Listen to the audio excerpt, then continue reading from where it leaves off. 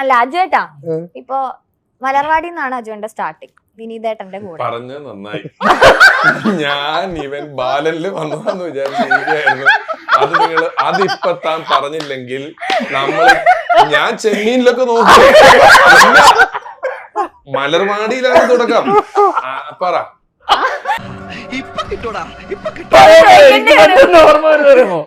കപ്പല് മുതലാളി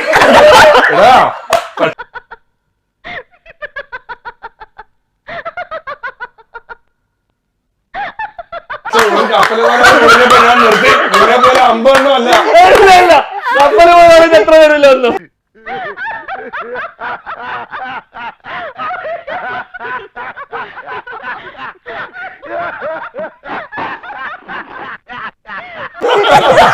എന്റെ 10 പടം കൂട്ടിയാല് ഒരു കപ്പല് മുതലാളി എന്റെ 10 പടത്തില്ല.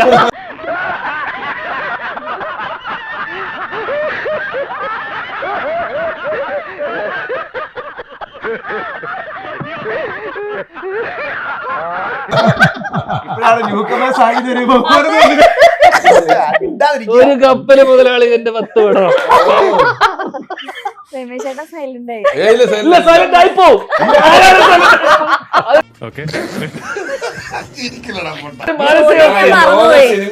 ഒന്നും പറയണ്ട. കപ്പല് രണ്ട് പടമുള്ളൂ കപ്പല് പ്രമേയമായിട്ട്. അതുകൊണ്ട് മുങ്ങിപ്പോയല്ലോ. മുങ്ങിത്താണ് രണ്ടും പോയി. എന്തിനാ വഴക്കിടല്ലേ? അല്ല ഇപ്പൊ വടക്കൻ വീരഗാഥ എന്ന സിനിമയുടെ ഒരു റീ റിലീസുമായി ബന്ധപ്പെട്ട് അതിന്റെ കൂടെ എല്ലാ കാര്യങ്ങൾക്കും നിൽക്കാനായിട്ട് രമേശ് ചേട്ടന് പറ്റിയിട്ടുണ്ടായിരുന്നു. അതുപോലെ ഇനി റീ റിലീസ് ഇനി വരണം എന്ന് ആഗ്രഹിക്കുന്നു. ഞങ്ങൾ ഇതൊന്നും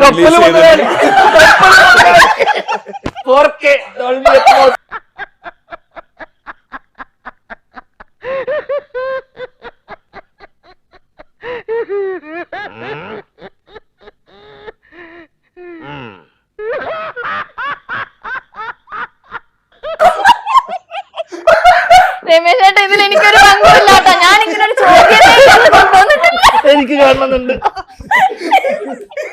എനിക്ക്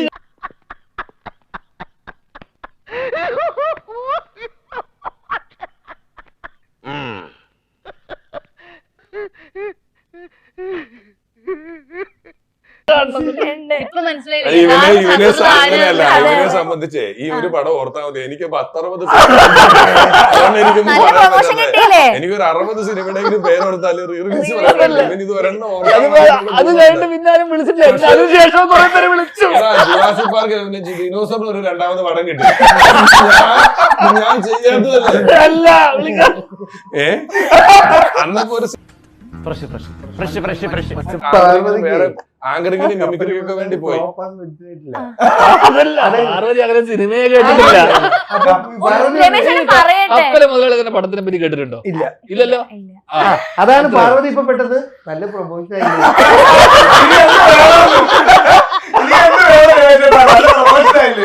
പലരും കേട്ടിട്ടില്ല പറയുന്നു.